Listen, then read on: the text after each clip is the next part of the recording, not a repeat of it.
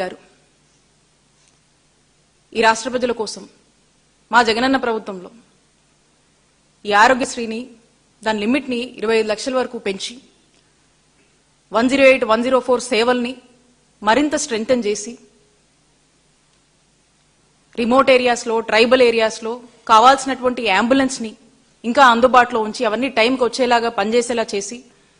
Family doctor అని చెప్పేసి government doctor ని అవసరం ఉన్నటువంటి ఇంటికి పంపించి వైద్య సేవలు అందించారు. గవర్నమెంట్ మెడికల్ కాలేజ్ తీసుకురావాలని 17 గవర్నమెంట్ మెడికల్ కాలేజెస్ కి శ్రీకారం చుట్టారు. 0 వేకెన్సీ పాలసీ అని చెప్పేసి ఎప్పటికప్పుడు అనేక పద్ధతుల్లో డాక్టర్లు కావాల్సినటువంటి సిబ్బంది అందరినీ కూడా ఎప్పటికప్పుడు రిక్రూట్మెంట్స్ చేస్తూ వస్తున్నటువంటి రికరింగ్ అంటే కంటిన్యూస్ గా వస్తుంది, ఖాళీలు అవుతున్నాయి, మళ్ళీ వేకెన్సీస్ వస్తున్నాయి, మళ్ళీ వాటిని భర్తీ చేయడము, ఎక్కడికక్కడ ఇబ్బందులు లేకుండా చాలా పద్ధతిగా ఈ రిక్రూట్మెంట్స్ అన్ని కూడా ప్లాన్ చేసి చాలా సీరియస్ గా ఆఫీసర్లు దీని మీద పనిచేసేలాగా చర్యలు చేపట్టి దీన్ని మానిటర్ చేసుకుంటూ ముందుకు వెళ్ళాం. ఎక్కడికక్కడ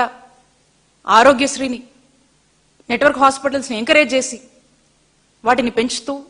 ఒక ఎకో ఫ్రెండ్లీ వాతావరణాన్ని వాళ్ళకి క్రియేట్ చేస్తూ వాళ్ళ ఇబ్బందులు ఎప్పటికప్పుడు ఏమైనా ఉన్నా కూడా సార్ట్ అవుట్ చేస్తూ ప్రజలకు ఎక్కడా కూడా వైద్య సేవల్లో అంతరాయం కలగకుండా రైట్ ఫ్రమ్ విలేజ్ క్లినిక్స్ దగ్గర నుంచి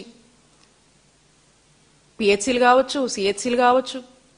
ఏరియా హాస్పిటల్స్ కావచ్చు, డిస్ట్రిక్ట్ హాస్పిటల్స్ కావచ్చు, ఈ టీచింగ్ హాస్పిటల్స్ వరకు కూడా ఆ కనెక్టివిటీని మెయింటైన్ చేసి ప్రజలకు ఏ ఇబ్బంది వస్తే ఏ హాస్పిటల్కి వెళ్ళొచ్చు, ఎక్కడికి వెళ్ళి చూపించుకోవాలి, ఇమీడియట్గా ఎక్కడికి వెళ్ళాలి, తనకు బాధ అనిపించినప్పుడు ఒక ఆరోగ్య సమస్య అనిపించినప్పుడు ఎక్కడికి వెళ్ళాలనేటువంటి సమాచారాన్ని కూడా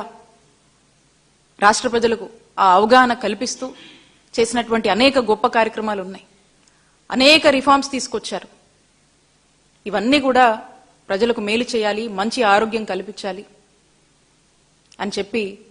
ప్రజల కోసం నిరంతరం పరితపించే అడుగులు ముందుకు వేశారు. ఇక మనం